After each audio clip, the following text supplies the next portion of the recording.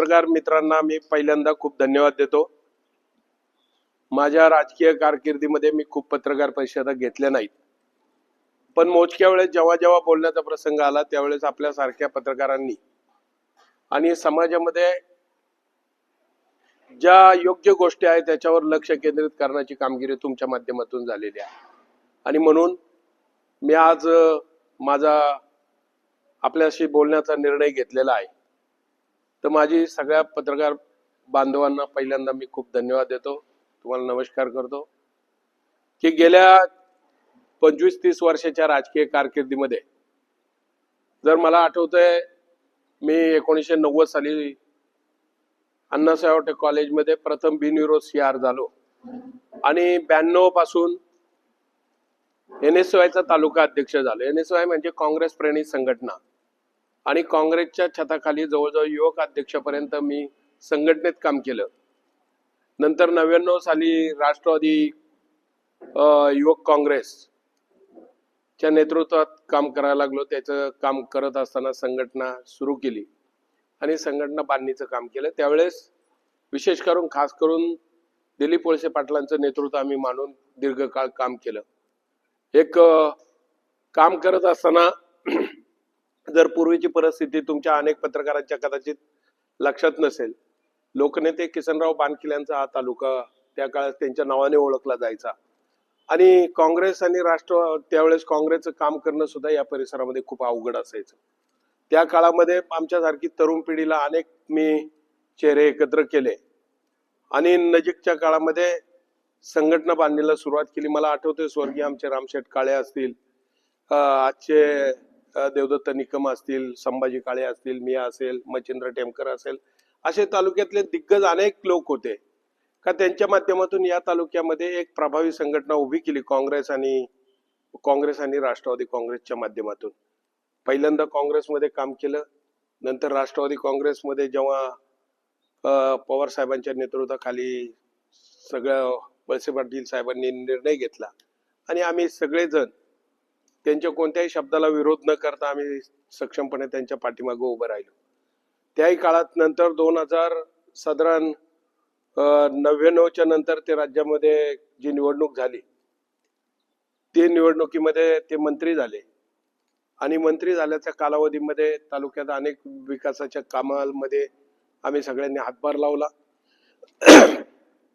परिस्थिती तालुक्यामध्ये बदलायचा आमच्या सगळ्या तरुण सहकाऱ्यांचा प्रयत्न राहिला, पण जसा जसा काळ बदलत गेला 2002 साली मी जिल्हा परिषदला इच्छुक होतो।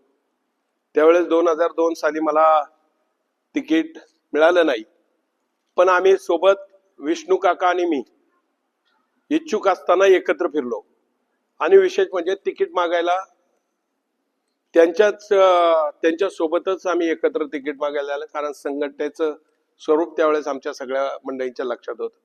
वळसे पाटलांकडे आम्ही तिकीट मागायला जायचं, संध्याकाळपर्यंत त्यांच्या घरी बसायचं आणि घरी बसल्यानंतर संध्याकाळी मी मुक्कामी विष्णू काकांच्या घरी जायचा पुण्यात। 2 उमेदवार एकत्र तिकीट मागतायत, संध्याकाळी विष्णू काकाच्या घरी मुक्काम करायचा आणि पुन्हा एकदा दुसऱ्या दिवशी सकाळी पुन्हा तिकिटाचा प्रश्न घेऊन त्यावेळेस 2002 साली अखेरच्या क्षणी मला तिकीट मिळालं नाही, मी ते सोडून दिलं आणि नंतरच्या काळामध्ये विष्णू काकांना तिकीट मिळालं। त्यांचं प्रामाणिकपणे काम करायचा मी प्रयत्न केला, माझे गाव बरोबर ठेवण्याचा प्रयत्न केला, पण त्याच्यात विष्णू काकाला यश आलं नाही। त्यावेळेस कुमार हिंगे त्या भागातले जिल्हा परिषद सदस्य झाले आणि त्याच्यानंतर मी स्वतः खूप मेहनत करत राहिलो। सगळे बाजूला जशी तालुक्यामध्ये संघटना बांधणीचं काम केलं, तर त्याच्यानंतरचा जे संघटना बांधणीचं काम मी गटात सुद्धा प्रभावी अशी संघटना बांधली।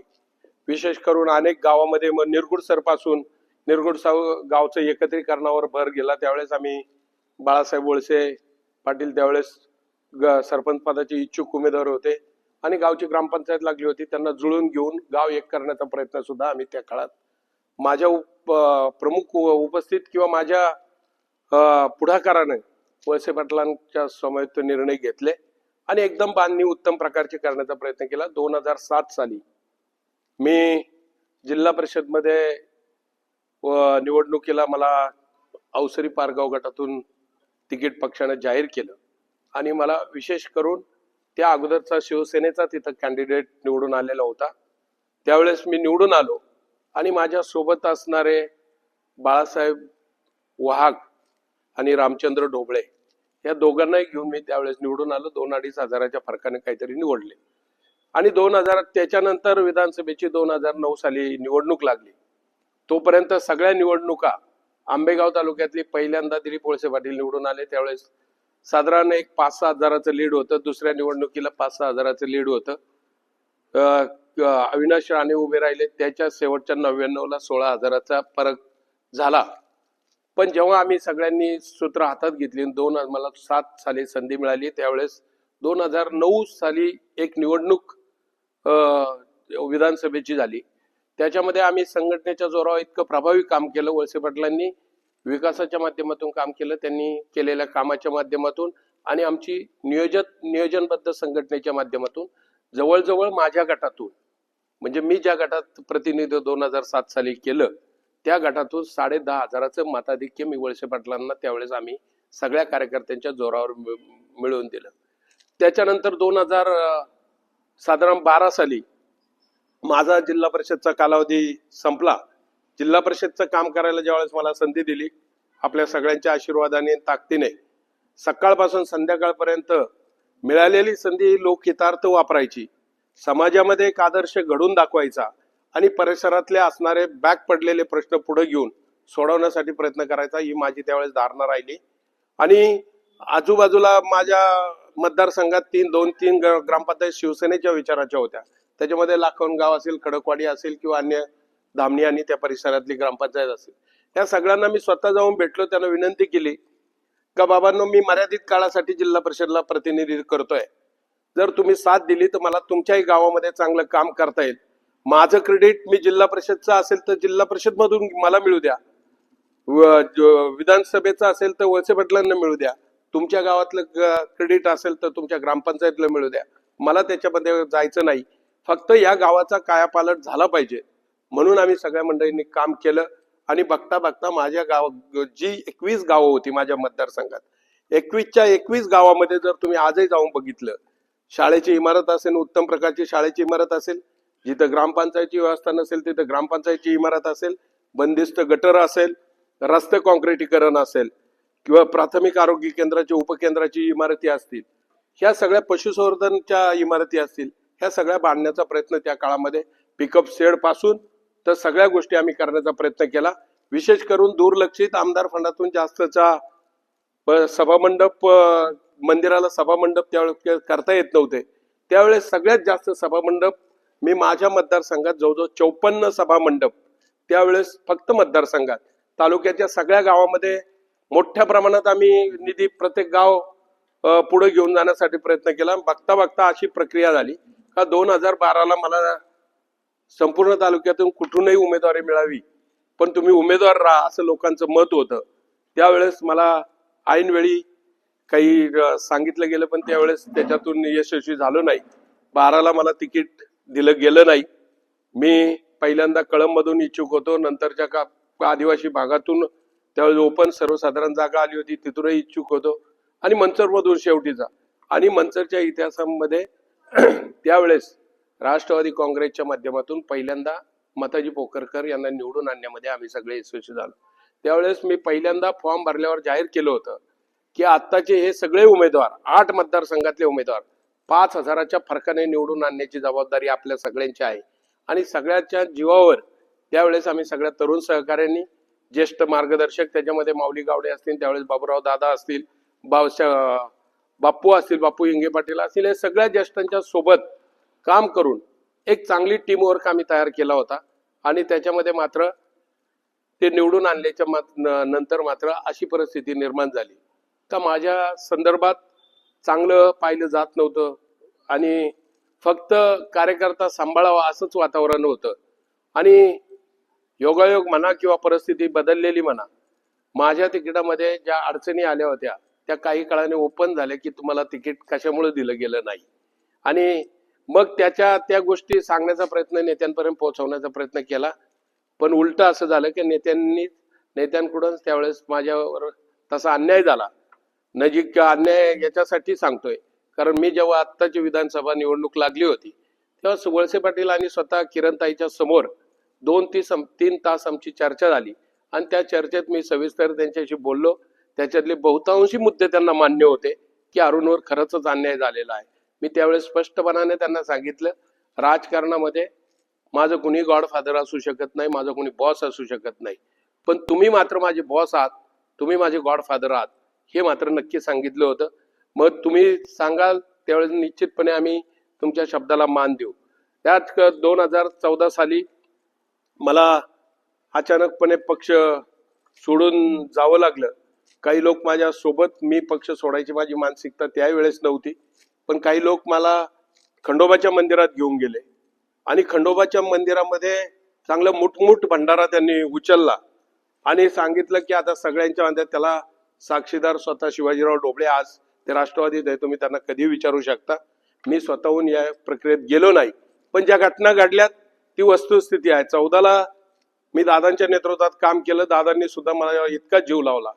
10-12-11 वर्ष अत्यंत, म्हणजे एखाद्या आपल्या स्वतःच्या मुलाला जसं सांभाळतात त्याच्यामध्ये कदाचित सत्तेची पदं मिळवण्यात किंवा अन्य काही नाही, पण जिथं जिथं कॅलिबर आहे तिथं काम करायला संधी देऊ. संघटना असेल, बांधणी असेल, अडचणी असेल, डीपीडीसी असेल, कुठं ना कुठं दादांनी त्यांच्या ताकदीने आम्हाला बसवण्याचा प्रयत्न केला आणि काम करायला संधी दिली.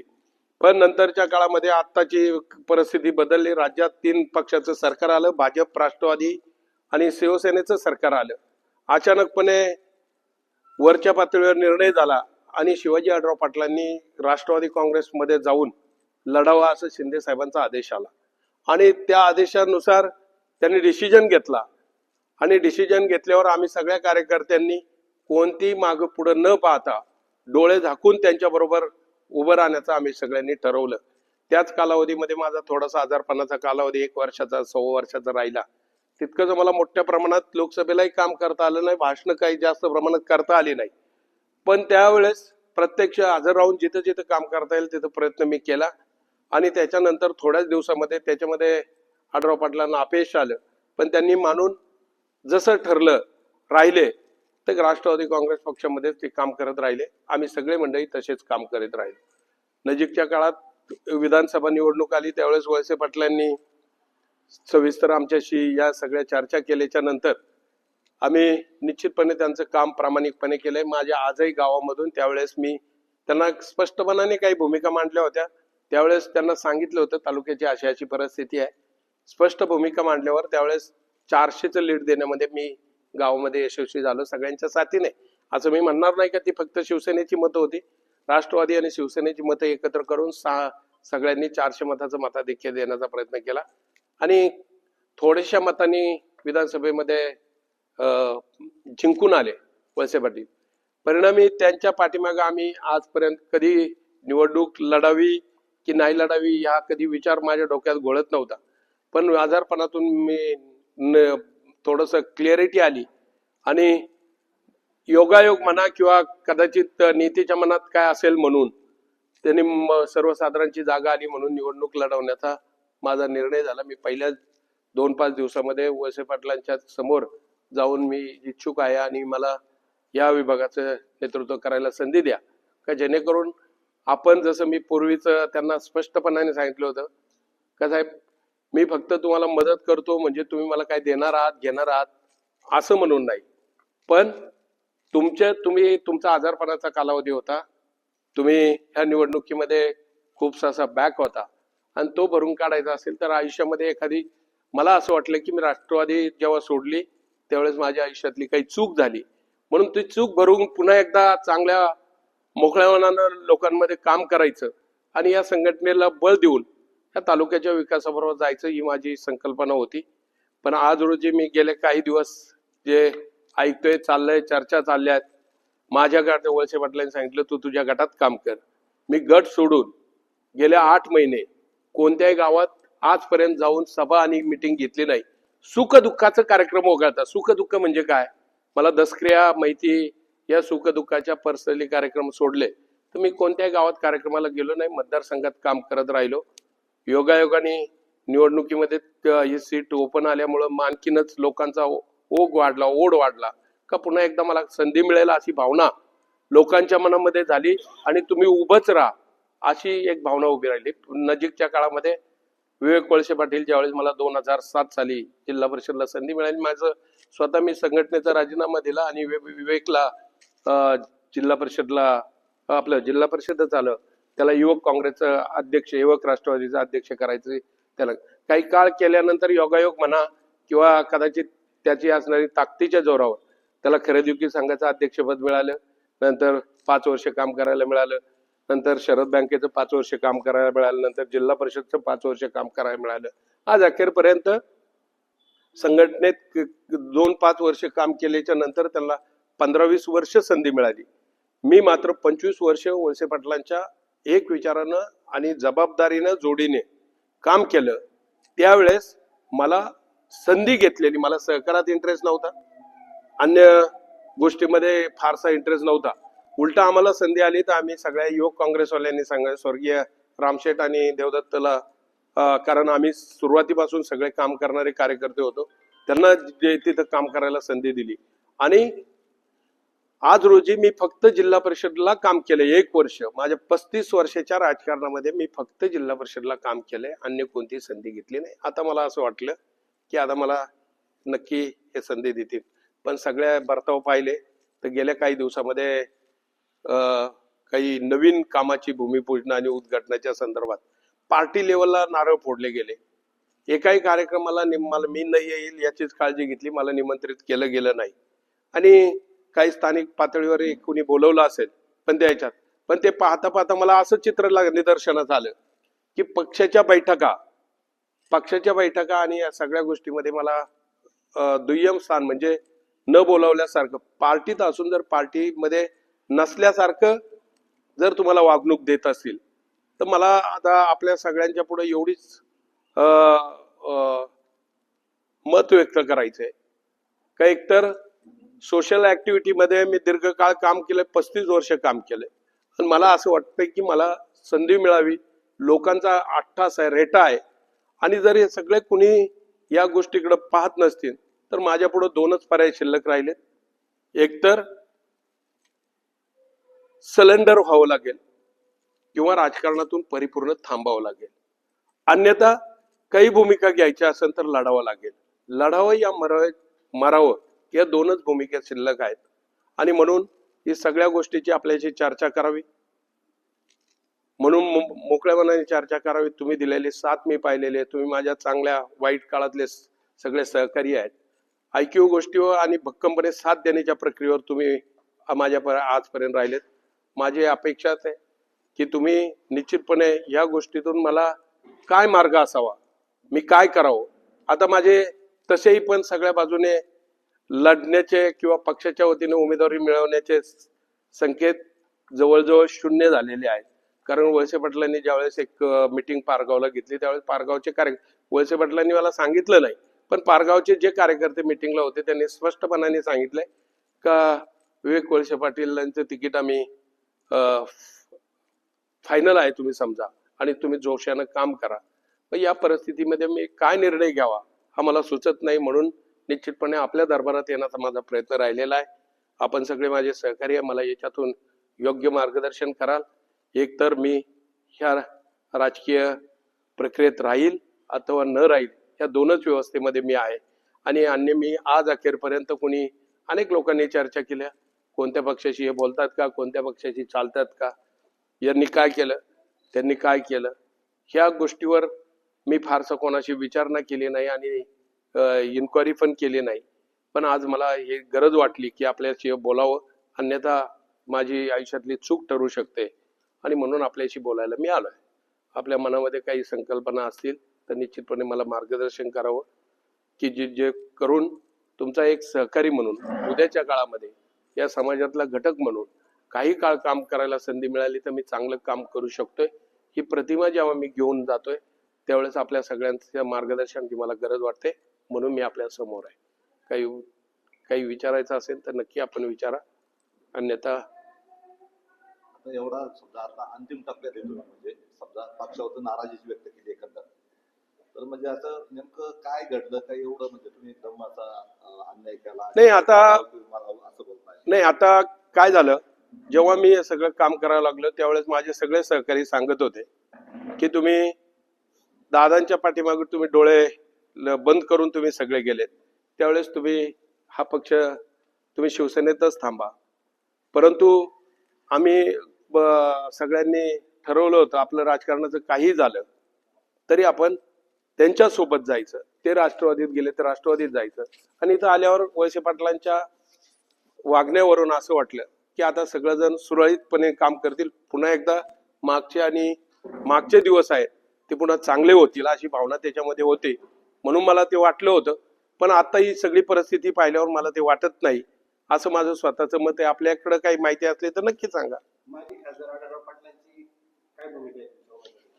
नाही, आढराव पाटलांना मी स्पष्टपणाने सांगितलंय का दादा, मी तुमच्याकडं कोणताही, तुम्ही मला खूप मदत केलेली आहे आणि आम्ही सुद्धा तुम्ही ज्या ज्या निर्णय घेतले, लोकहितार्थ निर्णय घेतले, त्याच्या पाठीमागे आम्ही भक्कमपणे उभं राहिलोय. आम्ही कधीच बघितलं नाही दादांचा अपमान झाला शिवसेनेत. एका मिनिटामध्ये आम्ही दादांच्या पाठीमागे अख्खा तालुका उभा राहिला. दादांना तिकीट घ्यायला शिंदे साहेबांनी सांगितलं का तुम्हाला राष्ट्रवादी काँग्रेस पक्षामध्ये उभं राहावं लागेल. एका मिनिटामध्ये आम्ही सगळ्यांनी डोळे झाकून तुमच्या पाठीमागे भक्कमपणे उभे राहिले. माझी स्वतःची इच्छा आहे की मला ही निवडणूक लढायची आहे. तुमच्या ताकदीने मला तिकीट मिळवण्यासाठी काही प्रयत्न होत असतील तर तुम्ही नक्की करा. पण माझ्या एक गोष्ट अशी लक्षात येईल, मनसर नगर पंचायतची निवडणूक झाली. खरं तर 15 वर्ष ती ग्रामपंचायत होती आणि ग्रामपंचायत शिवसेनेच्या ताब्यात होती.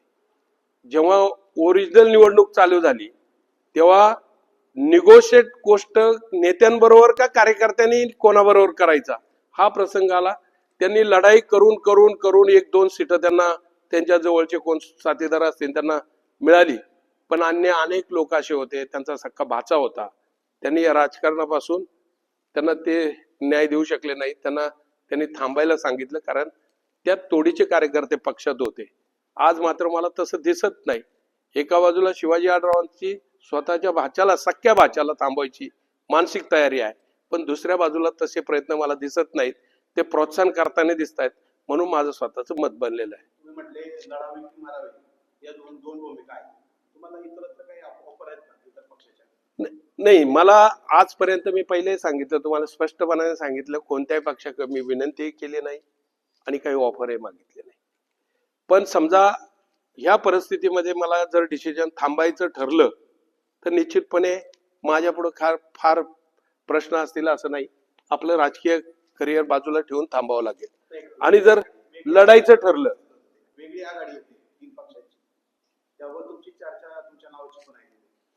नाही, अपेक्षित बघा, प्रत्येक माणसाला वाटत असतं थोडंसं विनिंग काही कॅपॅसिटी ज्या माणसामध्ये आहे. मी जेव्हा गेल्या 3-4 महिन्यामध्ये गावागावात आणि घराघरात फिरलोय, मी साधारण 4,000 कुटुंबामध्ये फिरलेलो आहे. माझ्या मतदारसंघात कुटुंब संख्या फक्त 9-9.5 हजार आहे, पण मी फिरलोय किती कुटुंबामध्ये? 4,000 कुटुंबामध्ये घरपोच फिरलोय. मला परिपूर्ण अंदाज आहे. लोकांचं असं म्हणणं आहे का तुम्ही भाऊ अजिबात थांबू नका, तुम्ही हा निर्णय घ्या, तुम्ही तो निर्णय घ्या. पण शेवटी निर्णय तर आपल्याला घ्यायचा असतो. लोक 100% प्रत्येक निर्णयात पुढे येतील आणि निर्णय घेतील अशी अपेक्षा नाही. तुम्हाला काय वाटतं हेच महत्वाचं आहे. त्यांनाही मी त्यावेळेस स्पष्टपणाने सांगितलं का ठीक आहे, मी माझ्या पक्षाकडे उमेदवारी मागितलेली आहे, योग्य वेळेमध्ये मी माझी बाजू मांडायचा प्रयत्न करेन, यश आलं तर नक्की घेईल. पक्षाने उमेदवारी जर संदर्भात दिली भाऊ तुमचं काम जर चांगलं आहे, तुम्ही तुमचे गट सोडून इतर कोणी काम करत नाहीये, पूर्ण तुमचा संपर्क आहे, तर तुम्ही अपक्ष का लढणार आहात? नाही, मी अजून अपक्ष लढायचं असं मी म्हटलं नाही. माझं फक्त 2च माझ्या पुढे पर्याय शिल्लक आहेत.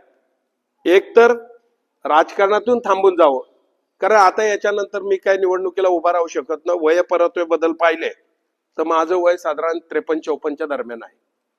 साधारण 5 वर्षांनी पाहिलं तर 58-59 पर्यंत होईल. आणि त्यावेळेस कुणी ना कोणी तरुण पिढीतले कार्यकर्ते समोर असणार आहे. मग मी त्यांना रोखू शकत नाही. माणसानं मर्यादित काळासाठी राजकारण करावं, तर त्याच्यामध्ये लयबद्धता असते, आपुलकी असते आणि प्रेम पण राहतं. आणि कार्यकर्त्यांना सुद्धा तुमच्याबद्दल असणारी भावना निश्चित क्लिअर होते ना. तुम्हाला लढायचं आजच इलेक्शन डिक्लेअर होईल तुमचं काही ते नाही, मी आज सकाळी मी काही काळ विचार केला. काल मी माझ्या गावामध्ये आजूबाजूला सकाळी मी एका दसऱ्याच्या निमित्तानं जात असताना दर गावामध्ये समोर उमेदवारी मिळाली की नाही मला माहित नाही, पण त्यांनी सगळीकडे बोर्ड लावले 2 उमेदवार घेऊन, खालचा पंचायत समितीचा आणि वरचा. मग हे जर काहीच ठरलं किंवा नाही, हे पुढच्याला न कळवता या सगळ्या प्रक्रिया जर चालू झाल्यात तर मग आता याच्यावर काही ना काही विचारविनिमय करायला पाहिजे. म्हणून पहिला सल्ला, गोरेगावचे कपिल काळे यांच्या बाबतची भूमिका झाली तीच तुमच्या बाबत आता झाली असं म्हणायचं. नाही त्यांच्या बाजूला बाबतीत काय भूमिका झाली आम्हाला माहित नाही, कारण मी ओरिजिनल 30-35 वर्ष राजकारणातला माणूस आहे आणि ते तुम्ही पाहिले. 35 वर्षाच्या कारकिर्दीमध्ये मी फक्त एकच जिल्हा परिषद लढवली, अन्य कोणत्याही संस्थेवर प्रतिनिधी म्हणून मी गेलेलो नाही. आणि मला जी आवड आहे पब्लिकमध्ये राहायची, लोकांमध्ये राहायची, त्यांचे काम करायचं, त्यांच्या सुखदुःखात राहायचं, तर मी ती आवड जोपासण्यासाठी फक्त मी जिल्हा परिषद मध्येच इच्छुक आहे. अन्य ठिकाणी हो नक्की विधानसभा लढवली. म्हणून विधानसभा जेव्हा मला या तुम्ही वळसे पाटलांनी सांगितलेलं ऐकलं असेल ना, त्यांनी सांगितले त्यांच्या भाषणामध्ये, तर तुमच्या तो प्रश्न लक्षात येईल. मग आता तुम्ही म्हणता तुमच्यावर समजा पक्षाने अन्याय केला असं तुमच्या बोलण्यातून जाणवतंय. या संदर्भात समजा आढळराव पाटील, वळसे पाटील तुम्ही एकत्र तिघं बसले नाही का, किंवा काय प्रयत्न नाही, आम्ही डोळे झाकून वळसे पाटलांच्या पाठीमागं उभे राहिलोय. राष्ट्रवादी काँग्रेस पक्षात जाताना आम्ही डोळे उघडे ठेवले नव्हते आणि स्पष्टपणाने शेवटी आमची मान त्यांच्या खांद्यावर टाकली. वळसे पाटलांनी त्यांना सपोर्ट दिला, आमच्याशी काही चर्चा केली, चर्चेला त्यांनी प्रत्युत्तर दिलं नाही.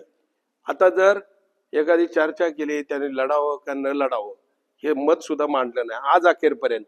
आज योगायोगाने मी आज सकाळी निर्णय घेतलाय आणि आता 11-12 वाजता निवडणूक आयोग ही निवडणूक जाहीर करतंय. मग त्याच्यामध्ये हा निर्णय त्यांनी घेतलेला आहे. आता ती जर आपली बाजू जर मांडलीच नाही तर अशी परिस्थिती निर्माण होईल का लोकांना अर्धवट माहिती मिळेल आणि परिपूर्ण माहिती मिळणार नाही. आता तुम्ही पक्ष प्रवेश म्हणता करणार नाही आणि जिल्हा परिषदेला इच्छुक आहात, मग तुम्हाला एक तर तुम्ही म्हणता आम्हाला राजकारण एक तर सोडून द्यावं असं वाटतं. मग नाही, मी असं सांगितलं नाही का मी कोणत्या पक्षात जावं का नाही. मी फक्त 2च प्रश्न माझ्यापुढे मला वाटतात की मी एकतर लढावं अत्यंत सोडून द्यावं. राजकारण सोडण्यापेक्षा मग तो शेवटचा लढूनच हार किंवा जीत. म्हणूनच तुमच्या कोणची खाणार त्यांची मतं खाणार सगळ्या मित्रांची सल्ला मसलतच याच्यासाठी आहे का तुम्ही मला सांगितलं जनतेच्या दरबारात काय निर्णय झाला, मी आजपासून मी लोकांनाही विचारणार आहे मी काय करावं. जसं तुम्हाला विचारलं याच्यानंतर आत्ताच दादांचा मला फोन आला होता, पत्रकार साक्षीला आहे, कसली पत्रकार परिषद आहे, तर मी म्हणालो मला जे वाटलंय तर माझं मत मी इथं मांडतोय. तुम्ही राजकारणातले मुरब्बी आहात, तुम्ही दिसता बोलता तसं नाही, तुमचा बी प्लॅन पण तयार असणार आहे. तुम्ही अशा पद्धतीने इमोशनल बोलून राजकीय नेतृत्वावर दबाव तर आणत नाही ना. तुम्हाला याच्यामध्ये मी काय इमोशनल बोललोय, वस्तुस्थिती सोडून तर मी दुसरे काही लाईन सांगितलेले नाही. शेवटची निवडणूक नाही, अशा अनेक निवडणुका आता मी तर काय परत लढू शकत नाही, कारण एखादी निवडणूक तुम्हाला लढण्यासाठी उपलब्ध झाली आणि ती निवडणूक तुम्हाला लढायची नाही, लढायची परिस्थिती हातात आहे, ती तुम्ही घेत नाही. त्यावेळेस आपण एखादी निवडणूक आपल्या समोर असल्या वय परत आपण पण काळजी घेतली पाहिजे. मार्केटमध्ये नवीन तरुण पोरं येत आहेत, त्यांना पण संधी दिली पाहिजे. पक्षात तुमची घुसमट होते का? इकडे दादाजी तुमचे ज्येष्ठ नेते, त्यांच्या मागे तुम्ही राष्ट्रवादीमध्ये गेले, शिवसेनेचे वाद होते, तुम्ही राष्ट्रवादीत प्रवेश केला, दादांबरोबर प्रवेश केला, तुमची घुसमट होते का? सँडविच होते का? नाही, सँडविच व्हायचा प्रश्न येत नाही. जेव्हा आता मुळातच विधानसभा आपल्या समोर झाली, विधानसभेला परिस्थिती आपल्या सगळ्यांच्या डोळ्यापुढे आहे. माझ्या गावाची परिस्थिती पाहिली, दादांच्या गावाची परिस्थिती पाहिली तर चित्र तुमच्या लक्षात आहे. आम्ही आमचं प्रामाणिकपणे जिथं जेवढं काम करायचं होतं तेवढं काम प्रामाणिकपणे केलं. तुमच्या तब्येतीला जमेल होईल तेवढं काम केलंय, त्याच्यातून तुम्ही पुढे गेलात. त्यांचं आम्ही ऐकलं पाहिजे, त्यांनी एखादी भूमिका सांगितली, त्यांच्याशी एखादी चर्चा केली, ते घुसमट होण्याचा प्रश्न येत नाही. मोकळेपणाने आम्ही त्यांच्याशी बोललो आहे. पण त्याचं उत्तर आणि प्रत्युत्तर मात्र त्याच्यात दिसत नाही. ज्यावेळेस मार्केटला सगळे लोक प्रचार करायला लागले आणि प्रचाराचे होल्डिंग लावायला लागले, तर असं चित्र आहे. शेजारचा उमेदवार घेऊन ज्यावेळेस मी इच्छुक असणं चुकीचं नाही, कारण मी इच्छुक असणं आणि एकट्याने इच्छा व्यक्त करणं त्याच्यात चूक नाही. आज मला जर कदाचित एखादा डिसिजन घ्यायचा असेल तर मी माझे हितचिंतक 5, 50, 100 उभे केले असते तुमच्या समोर आणि सांगितलं असतं आम्ही सगळेजण असा निर्णय घेणार आहे.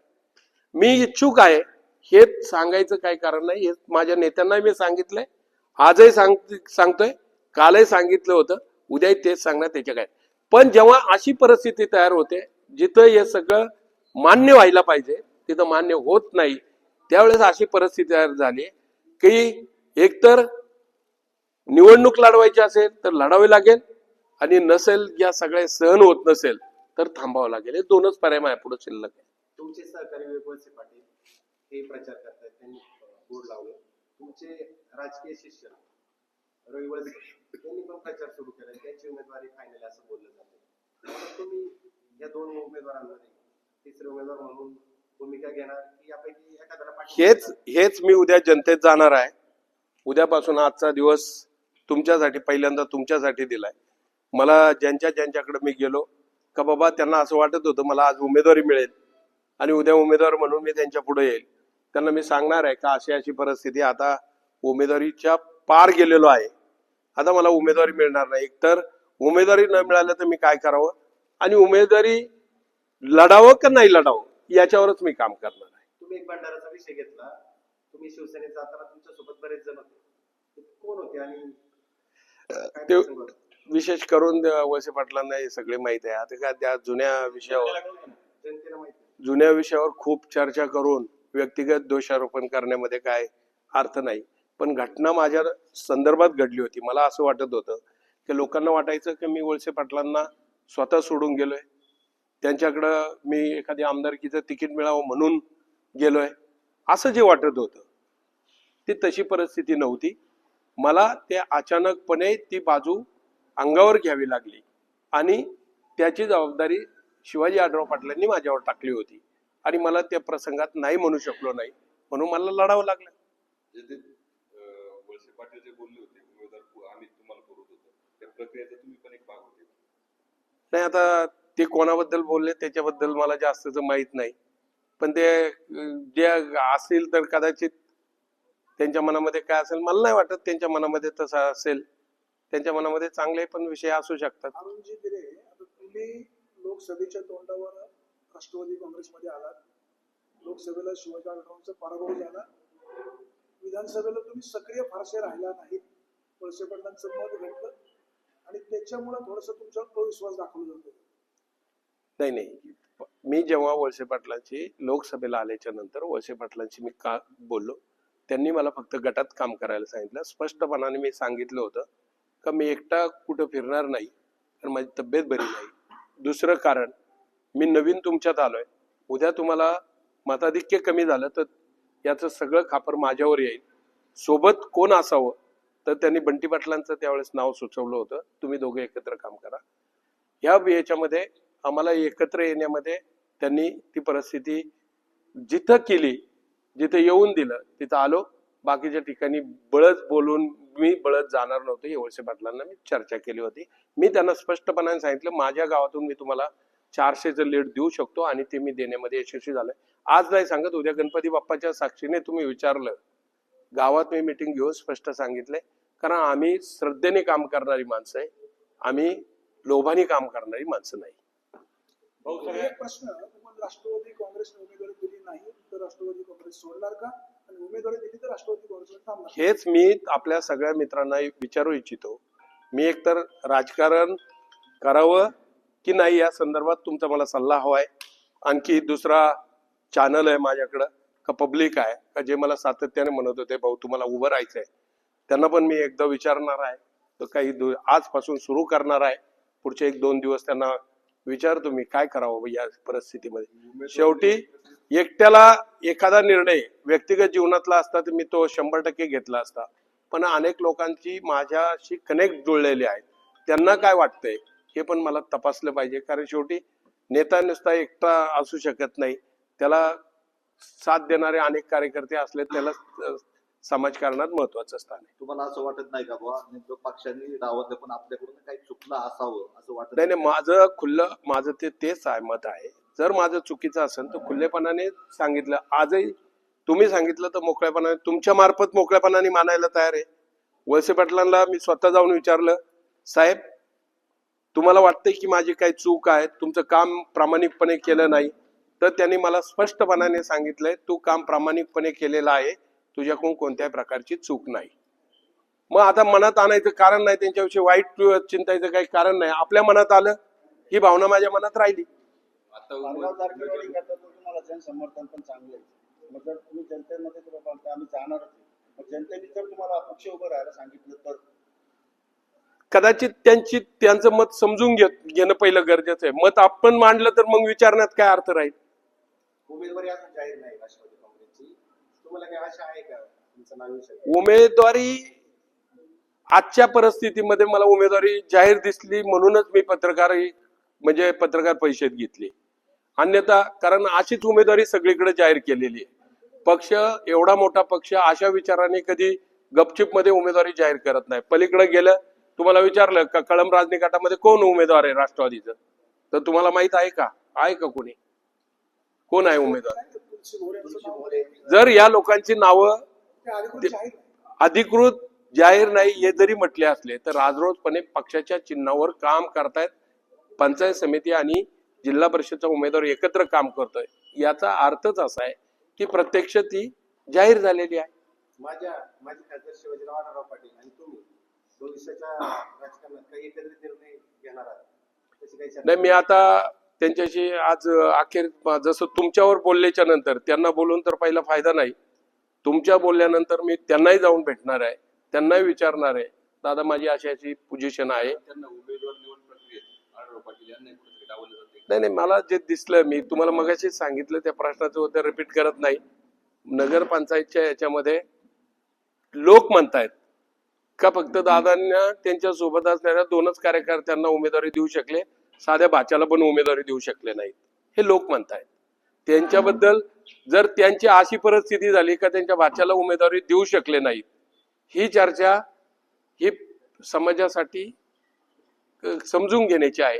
त्याच्यामुळं मी पण त्याच्याशी आणखी एकदा विनंती करणार आहे, चर्चा करणार आहे, कोणाशी? त्यांचं मत समजून घेणार आहे, त्यांचं काय मत आहे. शिवाय दादा आढळराव पाटील यांच्या भूमिकेवर सध्या सगळ्यांचं लक्ष आहे.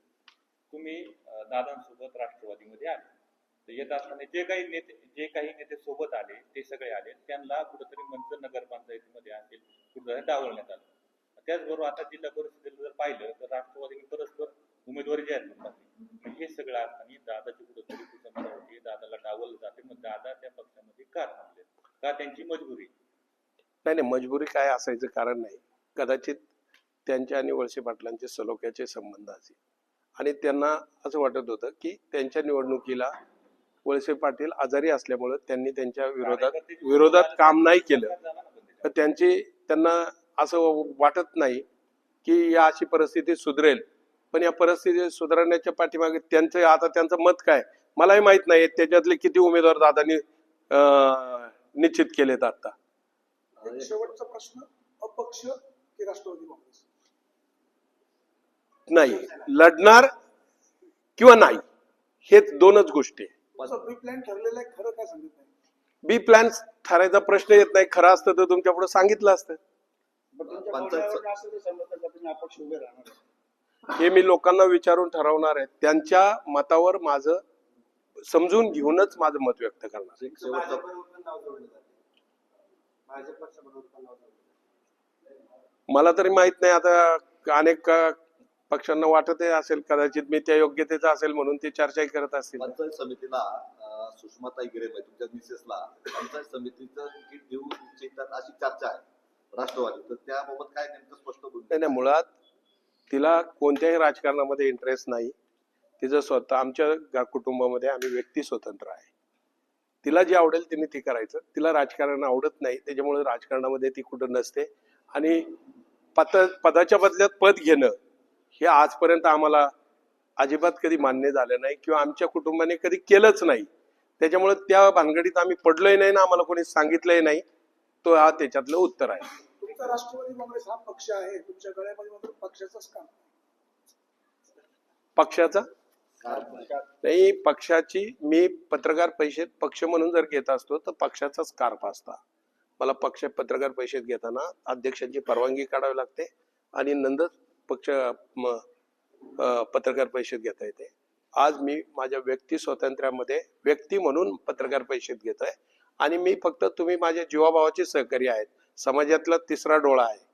समाजात जिथं अन्यायाची बाजू दिसेल तिथं तुम्ही असताय म्हणून तुमच्याकडे माझी पहिली बाजू मांडली. दुसरी जनतेच्या दरबारात त्यांना पण विचारणार आहे आणि मग मात्र निर्णय घेताना तुम्हाला विचारेल. शिस्तभंगाची कारवाई होऊ शकते. नाही, अशा वेळेस शिस्तभंगाची कारवाईचं काय नाही. माझ्या पक्षाविरुद्ध भूमिका असेल तर शिस्तभंगाची कारवाई. आणि पक्षाने मला हे पहिल्यांदा पक्ष कामामध्ये जेव्हा गटात काम करणार, मी जिल्हा परिषदचा उपाध्यक्ष आहे, गावागावात जावं तपासून घ्या. गावात माझ्या 2-2, 4-4 बिल्डिंग माझ्या कालावधी उभ्या राहिलेल्या आजही त्या गावात आहेत. जर तिथली गावातले लोक म्हणली की यांना संधी दिली हे काम करू शकले नाही, यांना संधी दिली हे कोणाच्या सुखदुःखात आले नाही, यांना संधी दिली हे कोणाच्या अडचणीत उभे राहिले नाही, या मदतीचे काम त्यांच्या कामाला त्यांनी न्याय दिला नाही असं म्हणले आणि लोकांनी तुम्हाला सांगितलं. जसं आता तुम्ही गावागावात काही चॅनल काम करतायत आणि त्याच्यामध्ये दिसतंय लोकांना काय होतंय, तसे जर म्हणले तर मी नक्की तुमच्या शब्दाचा विचार करत आणि निश्चितपणे तुम्ही सांगाल तो निर्णय मी घेईन.